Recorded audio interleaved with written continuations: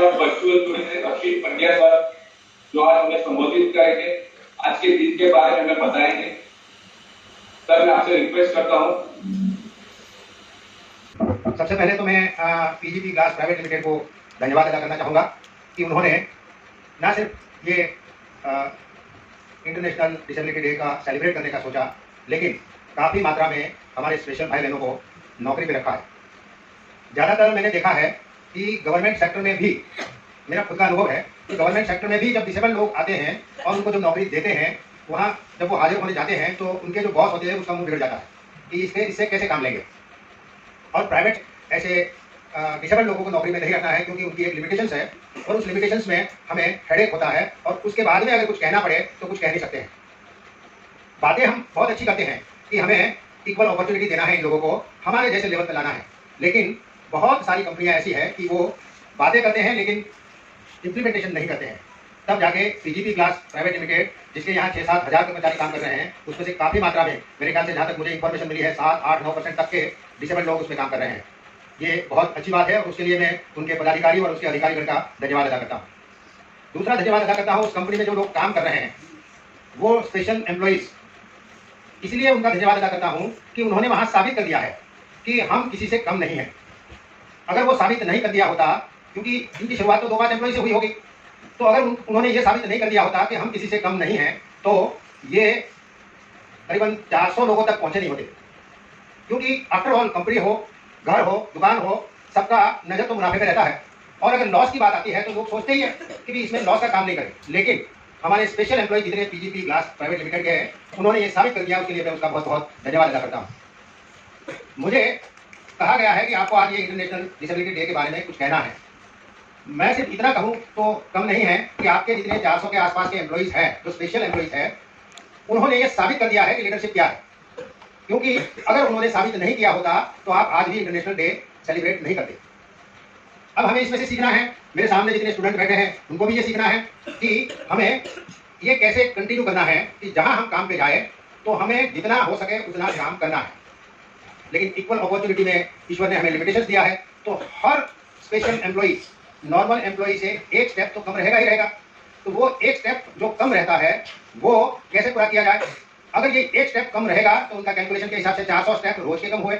और जो बिजनेस लेके बैठे हैं और हम घर भी चलाते हैं तो घर में भी हिसाब होता है कि हमें कहाँ लॉस है कहाँ नहीं है।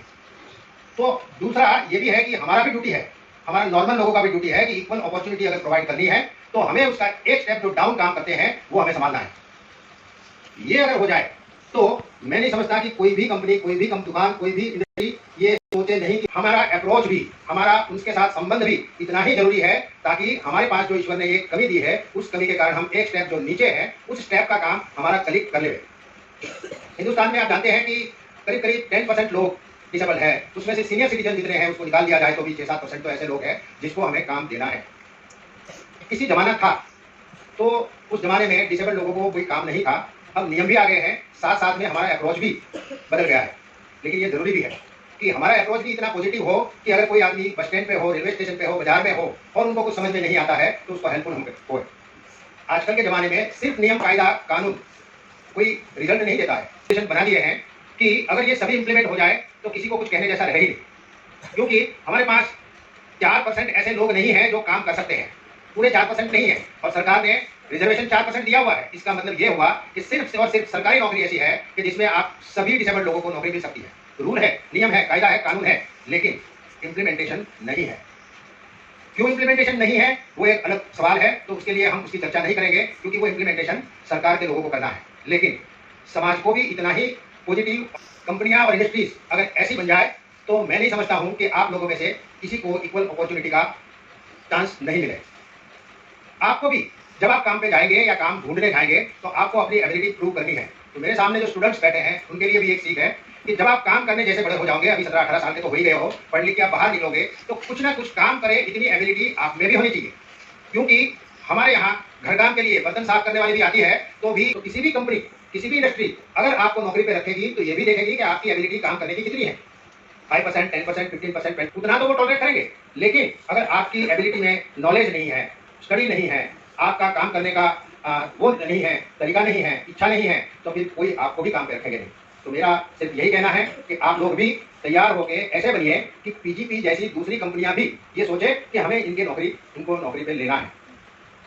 जहां तक मेरी संस्था का सवाल है, तो मेरे यहाँ हर साल 12 स्टार्ट है, लेकिन सिर्फ लास्ट 2 साल की मैं बात बताऊं तो 2 साल में हमने करीब करीब 28 बच्चों को सरकारी नौकरी दिलाई है और बाकी के जो लोग हैं उसको प्राइवेट प्लेसमेंट भी किया है।